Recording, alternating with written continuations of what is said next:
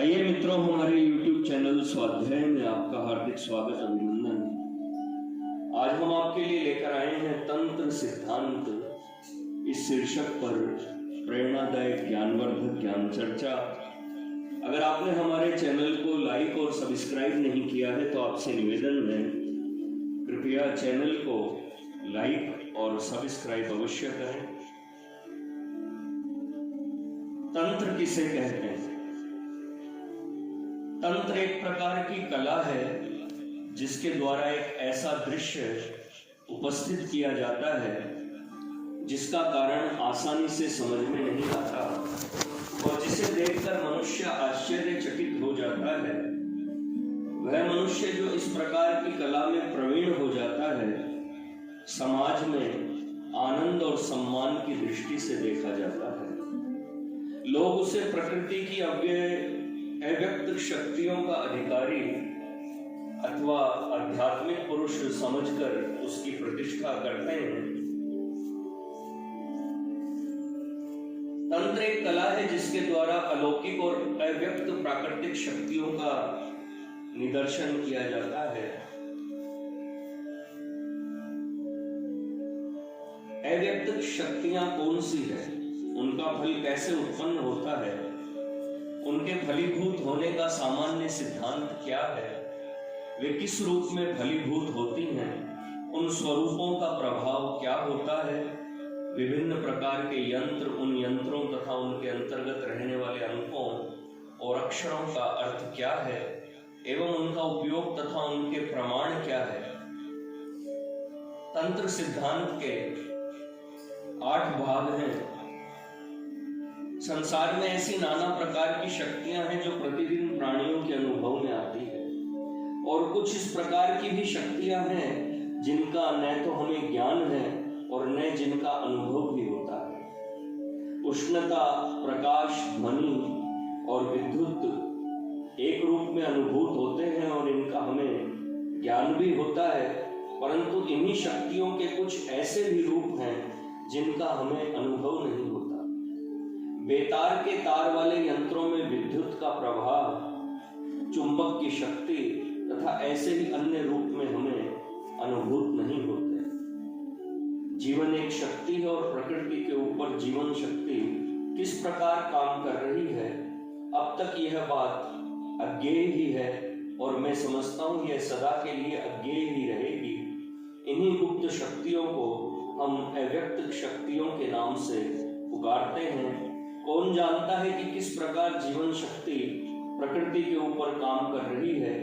इसके काम करने के ढंग असंख्य और अनंत है। अव्यक्त शक्तियों की गिनती हो ही नहीं सकती।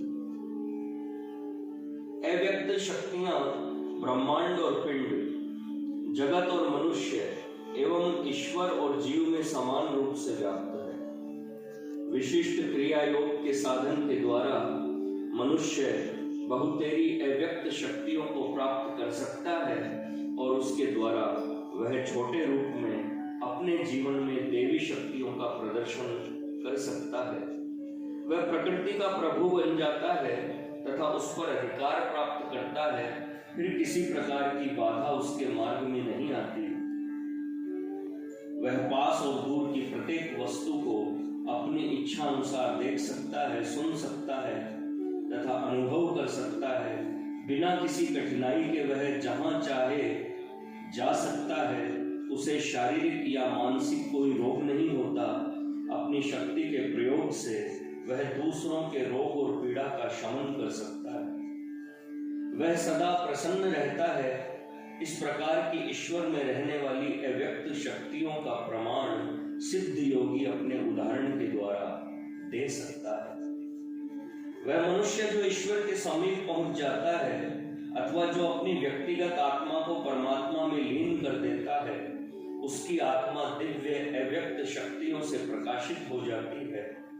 अव्यक्त शक्तियों के विषय में तो इतना कहा जा सकता है, परंतु ये शक्तियां कैसे प्रयुक्त होती हैं, यह प्रश्न आसान नहीं, क्योंकि यदि इन शक्तियों के प्रयोगों को स्पष्ट किया जाए तो इनकी अव्यक्तता ही रह जाती है।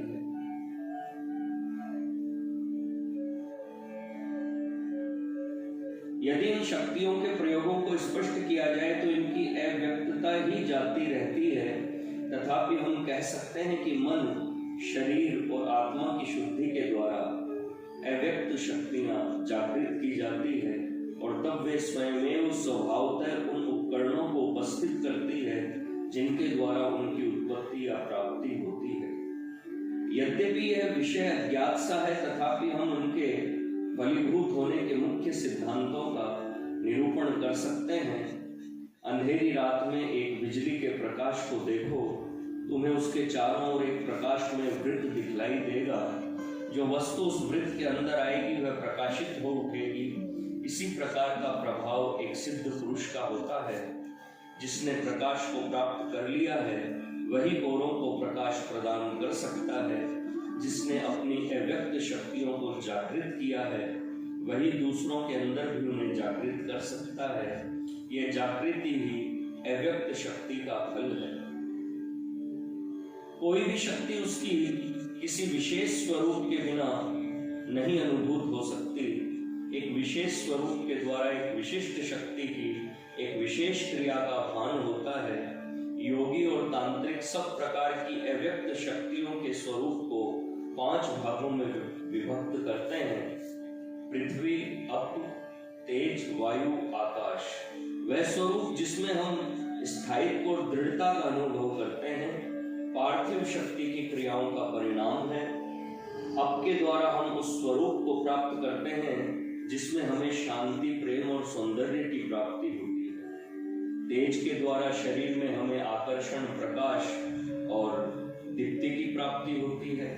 वायु के द्वारा हमें गति, शक्ति और शुष्कता की प्राप्ति होती है। सबके प्रति सहानुभूति, सब भूतों के अंदर अपनी ही आत्मा को देखना उस शक्ति का परिणाम है जो आकाश के द्वारा प्राप्त होती है। जहाँ इन शक्तियों का सामंजस्य होता है वहाँ हर्ष तथा जहाँ इनका संघर्ष होता है वहाँ शोक की प्राप्ति होती है। इन ऊपर कहे हुए में से किसी के द्वारा भी अव्यक्त शक्तियों की अथवा आत्मा की अनुभूति होती है। तांत्रिकों का सारा प्रयत्न शरीर और मन की शुद्धि के द्वारा सब प्रकार के अव्यक्त स्वरूपों का सामंजस्य करना होता है। उन स्वरूपों का परिणाम मुख्य संस्कार 13 हैं जिनके द्वारा शरीर और मन की शुद्धि होती है। वह है गर्भाधान, पुंसवन, सीमंतोनयन, जागकर्म, नामकरण, निष्क्रमण, चूड़ाकर्म, उपनयन, वेदाध्ययन, समावर्तन, विवाह, वानप्रस्थ और संन्यास। इनसे मन, शरीर और आत्मा की शुद्धि होती है। विभिन्न तंत्रों में इनकी संख्या विभिन्न ही पाई जाती है। शुद्ध होकर किसी भी जाति या धर्म का मानने वाला पुरुष या स्त्री उस महान शक्ति के अव्यक्त स्वरूप की प्राप्ति के लिए तांत्रिक अनुष्ठान का अधिकारी हो सकता है। तंत्र शास्त्र कहते हैं कि जो मनुष्य इस क्षेत्र में अग्रसर होने की चेष्टा करते हैं उन्हें धार्मिक और मन, वचन, कर्म से सत्यनिष्ठ होना चाहिए। उनका ब्रह्मचारी तथा सब प्राणियों के प्रति प्रेम होना आवश्यक है। उन्हें मध्य, मांस, मीन, मैथुन और तुच्छ पाशविक वृत्तियों से बचना चाहिए। तंत्र योग शास्त्र की ही व्याख्या है। योग साधन करने वाले यथा समय मानसिक विकारों पर पूर्ण नियंत्रण प्राप्त कर लेते हैं, परंतु महानिर्वाण तंत्र में हमें 2 परस्पर विरोधी स्थल प्राप्त होते हैं। उसके प्रथम और छठे उल्लास में हमें स्पष्ट रूप से मध्य, मांस और मीन के ग्रहण करने का आदेश मिलता है। अभिप्राय यह है कि योग पंचमकार के बिना असंभव है।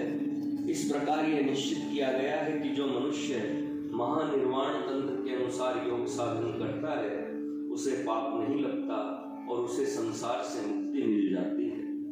वहाँ 15 गुणों का पुष्प के रूप में वर्णन किया गया है और उन्हें देवी अथवा शक्ति के श्रृंगार के लिए अर्पण करने के लिए कहा गया है। इन पुष्पों में एक अत्यंत लुभावना पुष्प है अहिंसा, अर्थात प्राणियों के प्रति प्रेम। आगे पंचमकारों को भौतिक रूप से नहीं बल्कि आध्यात्मिक रूप से वर्णन किया गया है। इससे हम यह निष्कर्ष निकाल सकते हैं कि इसका जो भाग पंच मकारों को भौतिक रूप से वर्णन करता है वह प्रक्षिप्त है। हमारा यह विचार स्वामी तारानंद तीर्थ के द्वारा संग्रहित तंत्र तत्व प्रकाश पुस्तक के पढ़ने से और भी दृढ़ हो जाता है। वह भैरव यामल तंत्र के अनुसार पंच मकारों की व्याख्या बड़े ही सुंदर ढंग से करते हैं। हम अपनी ओर से कुछ न जोड़कर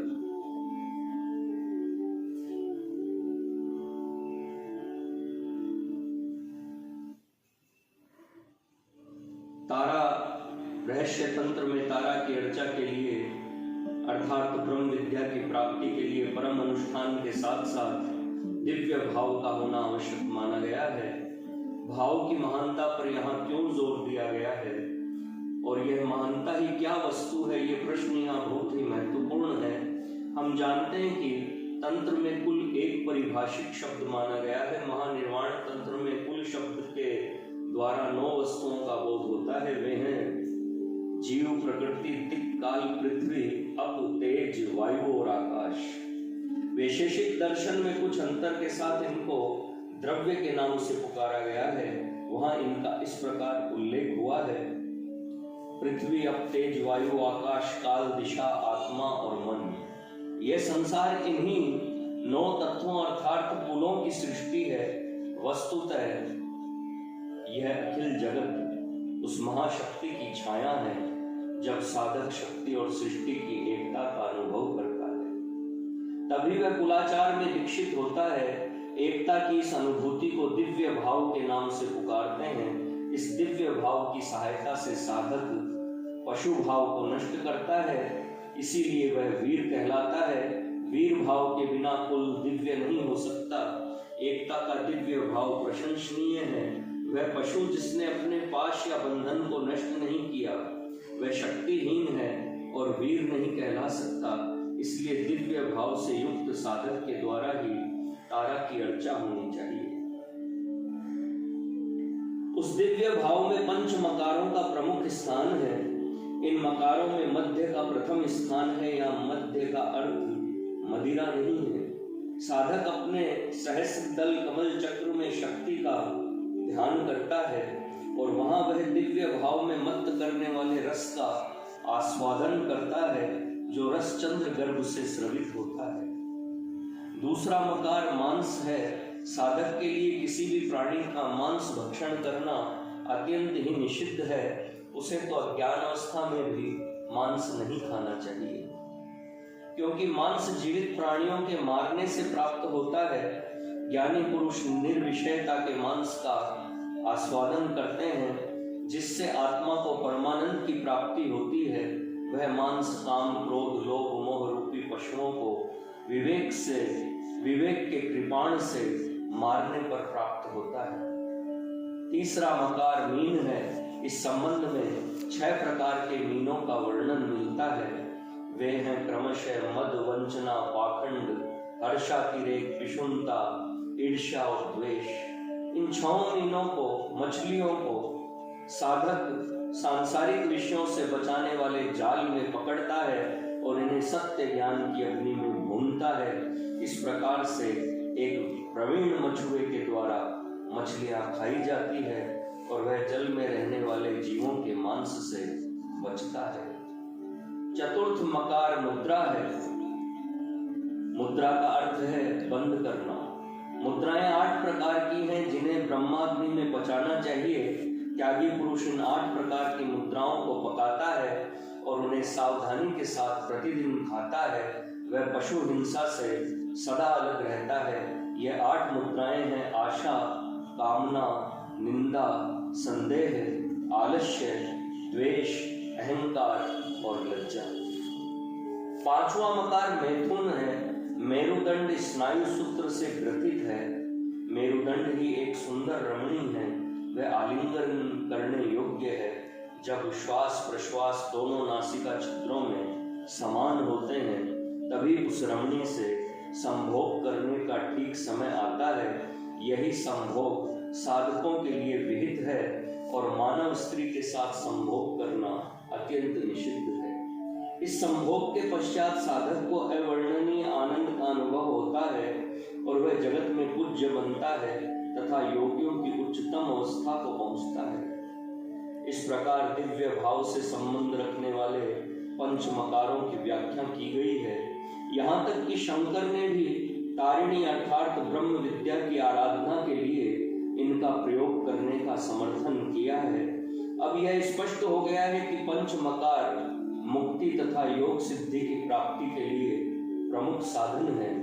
साधक और साध्य वस्तु की अभेद योग एकता को योग कहते हैं। साधक और साध्य वस्तु की अभेद एकता को योग कहते हैं। एकता की प्राप्ति अथवा योग की सिद्धि के लिए साधक को कुछ विशेष अनुष्ठान करना पड़ता है। यह अनुष्ठान बाह्य और आभ्यंतर शुद्धि के द्वारा दो प्रकार का होता है। बाह्य शुद्धि आभ्यंतर शुद्धि पर अवलंबित होती है। अंतर शुद्धि मुख्य है और बाह्य शुद्धि गौण। इसलिए यहाँ हम दिव्य शक्ति की आराधना के लिए कुछ आंतरिक लक्षणों का वर्णन करेंगे। इससे हमारा तंत्र सिद्धांत भी स्पष्ट रूप से समझ में आ जाएगा। दिव्य शक्ति मेरुदंड से लेकर मस्तिष्क तक भरी हुई होती है। इसका प्रमुख स्थान मस्तिष्क है। वहां से ही वह समस्त शरीर का नियंत्रण करती है। उसका काम 3 भागों में बटा हुआ है। वही शरीर जाल की रचना करती है। रचना करने के बाद इसका पालन करती है। तत्पश्चात यथाकाल और यथाअवसर उसमें परिवर्तन करती है। वह एक होते हुए भी कर्म के अनुसार अनेक नाम से पुकारी जाती है।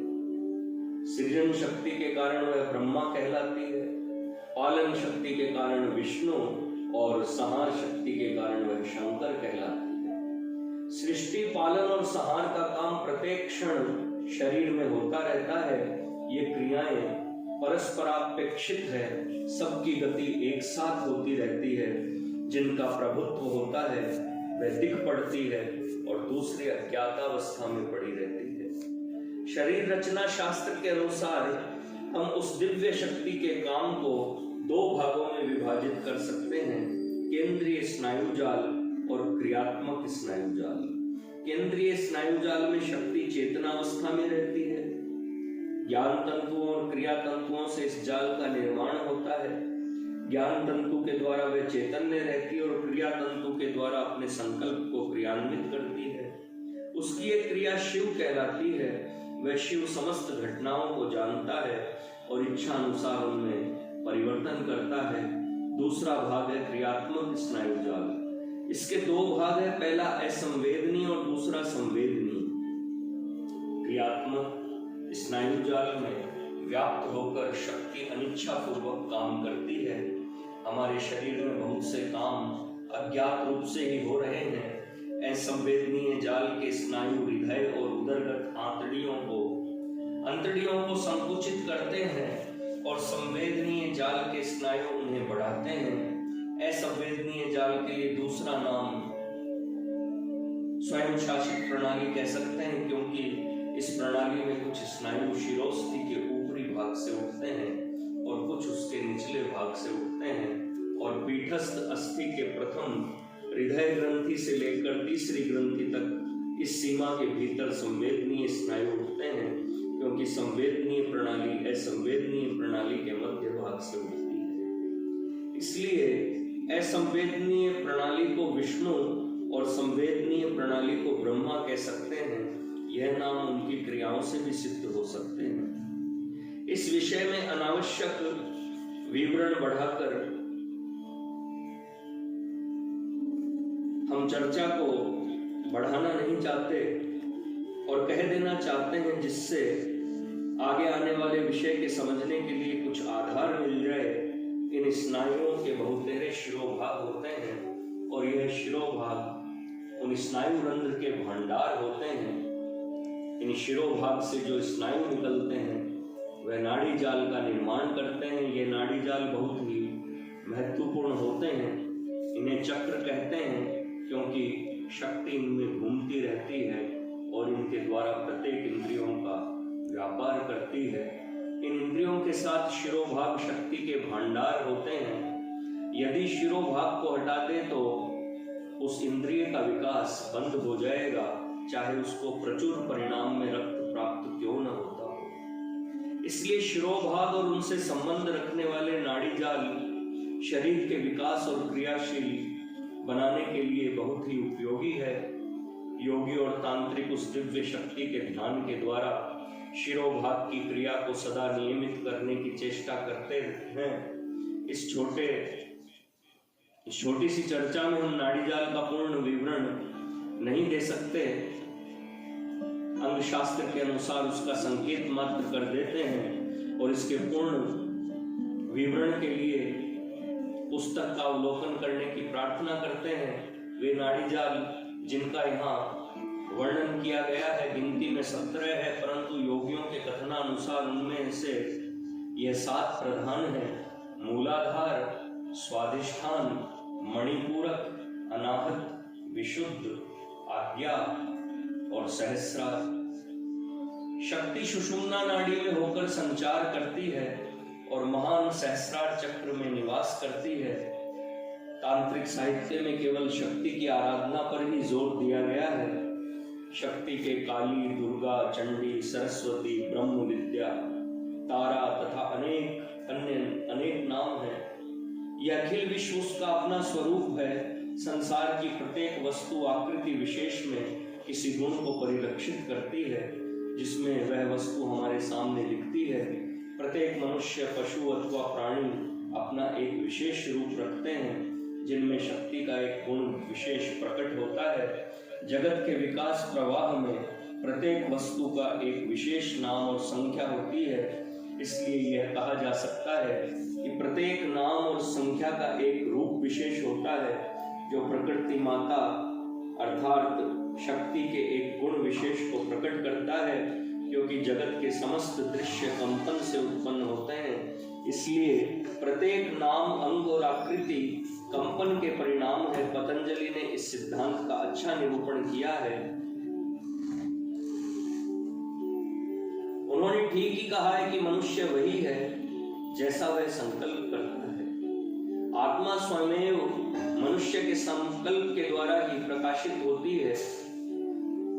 संकल्प उसकी शक्ति है और वह इसको एक रूप विशेष में व्यक्त करता है। रूप विशेष मन को एक आकार विशेष में बदलता है। वह आकार विशेष एक प्रवृत्ति है। वह प्रवृत्ति अपने स्वभाव के अनुसार शारीरिक उष्णता को विशेष आघात पहुंचाती है और वह आघात प्राण या स्नायुवीय शक्ति को हृदय में प्रवृत्त करता है और उस स्नायुवीय प्रवृत्ति से एक विशेष कंपनात्मक ध्वनि होती है। इस प्रकार नाम, अंक और आकृति के समस्त दृश्य कंपन के द्वारा ही प्रकट होते हैं और वह कंपन वे विशेष भाव हैं जिनका निवास परब्रह्म अथवा दिव्य शक्ति के ज्ञान में होता है। योगी या तांत्रिक एक विशेष दृष्टिकोण से नाम और अंकों को 5 मूल तत्वों में विभाजित करते हैं, जैसा उन्हें विकास क्रम के अनुकूल जान पड़ता है। नाम अक्षरों से बनते हैं और पाणिनि के अनुयायी व्याकरणों के अनुसार अक्षर विभिन्न शक्ति संपन्न ध्वनियां हैं। सतत पुनरावृत्ति के द्वारा अक्षर स्पष्ट कंपनों को उत्पन्न करते हैं और अक्षर स्वयं में कंपनों से उत्पन्न होते हैं। भ्रमर अपने निरंतर के गुंजार के द्वारा तितली के डिंब अंडे को अपनी आकृति का बना लेता है। यथा ध्यानस्य संसर्गात् कीट को भ्रमरायते तथा समाधि योगेन ब्रह्मी भूतो भवेन्नर। उपवीत के समय गुरु मंत्र शक्ति से शिष्य को पवित्र करता है, जिसमें मंत्रगत अक्षरों की कंपन की शक्ति का प्रभाव पड़ता है, क्योंकि वे अक्षर प्रयोजन विशेष के द्वारा परस्पर संयुक्त होते हैं। मंत्र देने के बाद वह शिष्य को अपना स्वरूप बना लेता है और इसके बाद उसे समयानुसार नियम पूर्वक उस मंत्र के जप का आदेश करता है। एक विशिष्ट तालयुक्त ध्वनि के सतत प्रयोग के द्वारा रोग दूर हो जाते हैं। इस प्रकार यह मंत्र के सिद्धांत का संक्षेप में वर्णन किया गया है। अब मैं इसे विशेष बढ़ाना नहीं चाहता, परंतु तंत्र सार के एक कोष्टक द्वारा यहाँ अक्षरों का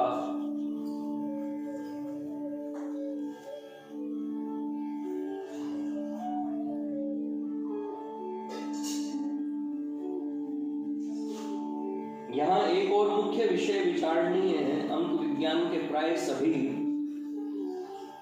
लेखक नामों और अंकों का संबंध ग्रहों से मिलाते हैं। उनका विचार है कि समस्त नाम, अंक और आकृति उन कंपनों के परिणाम से बनते हैं जो सूर्य, चंद्र अथवा तारों से आते हैं।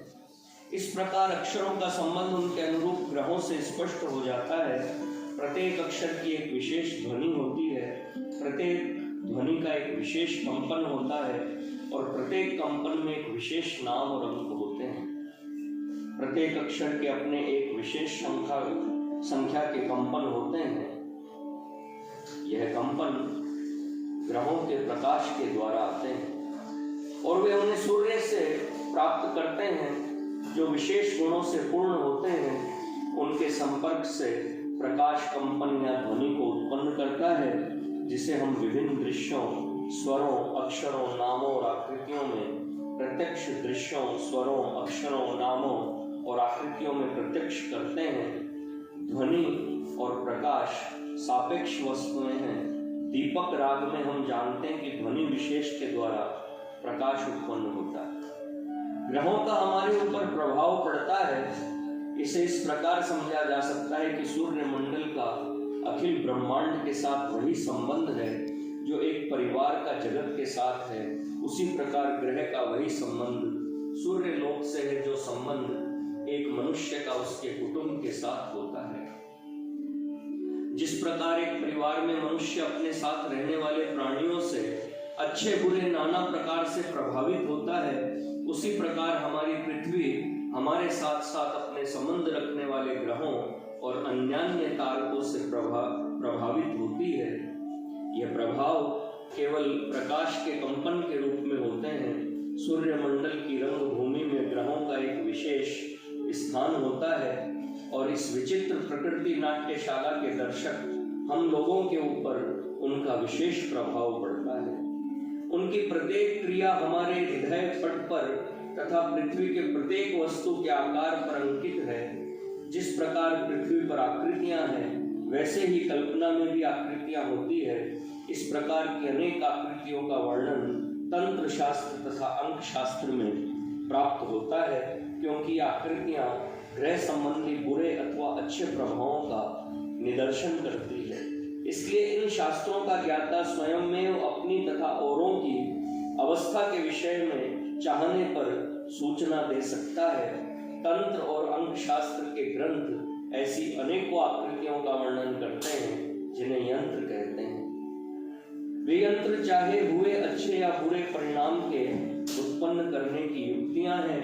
ये यंत्र उन अक्षरों की सहायता से जो दिव्य शक्ति से प्रभावित होते हैं, साधक के मन या शरीर पर अच्छा या बुरा प्रभाव डाल सकते हैं। यंत्रों में अंकों का भी प्रयोग किया जाता है, क्योंकि उनमें भी विभिन्न प्रकृति के मनुष्यों के ऊपर विभिन्न प्रकार के प्रभाव डालने की शक्ति होती है। वे अक्षर बीज कहलाते हैं, अर्थात वह कारण है जिनके द्वारा आचार का बीज बढ़ता है। इसे हम सारांश में इस प्रकार कह सकते हैं कि यंत्र तांत्रिक क्रिया के संपादन करने का एक साधन है। अंक उस क्रिया का मूल्य है जो संपादन की जाने वाली है, और अक्षर एक संभाव्य शक्ति है जिससे जाना जाता है कि वह क्रिया कैसे संपादित होती है। हम यहाँ अंकों का अर्थ अथवा कंपन का संक्षिप्त वर्णन करते हैं।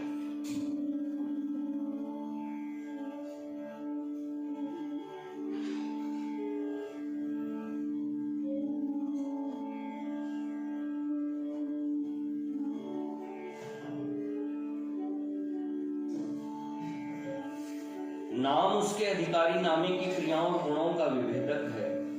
अक्षर अंकों की प्रतिमा है, क्योंकि दोनों प्रकृति की क्रियात्मिका शक्ति और उसके गुणों के चिन्ह हैं। केवल नाम के उच्चारण में ध्वनित होने वाले अक्षर भी संख्या के द्वारा निर्णीत होते हैं, मूक अक्षर नहीं। सांकेतिक नाम नाम के संख्यात्मक परिणाम के सामने उतने महत्वपूर्ण नहीं होते, परंतु उस परिमाण के साथ तारतम्य में आने से उनकी शक्ति द्विगुणित हो जाती है। ध्वनि ग्रह संबंधी ध्वनियां ग्रहों की गति से उत्पन्न होती है। उनकी विभिन्न गति और परिमाण से ध्वनियां उत्पन्न होती है, जो अक्षरों और अंकों के तारतम्य से मिलकर एक ताल हो जाती है। समय एक नियोजक है जो अंकों, अक्षरों और ध्वनियों के विभिन्न शक्तियों और प्रभावों को नियंत्रित करता है। कारण प्राकृतिक दृश्य एक जलाशय के समान है, जिससे अंकों के द्वारा आविद्ध होकर जीवन के कारण प्रवाहित होते हैं। समय के वैज्ञानिक विभाजन के लिए भी इनसे स्वभावतः सहायता मिलती है। इसके साथ हम इतना और कहेंगे कि पाणिनि ने प्रत्येक अक्षर की ध्वनि में स्थान और समय के संबंध को भली भांति समझाया गया है, और वह संबंध तंत्र सिद्धांत के विचार के लिए बहुत ही महत्वपूर्ण है। चर्चा के बहुत बढ़ जाने के भय से हम श्रोताओं के विचार करने के लिए इस विषय को यहाँ ही छोड़कर विश्राम लेते हैं। मित्रों, यह थी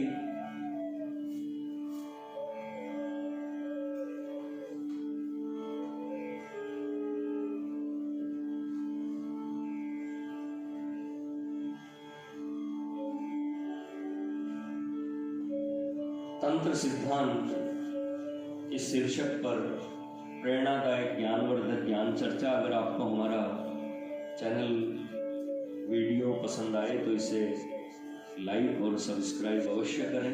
धन्यवाद।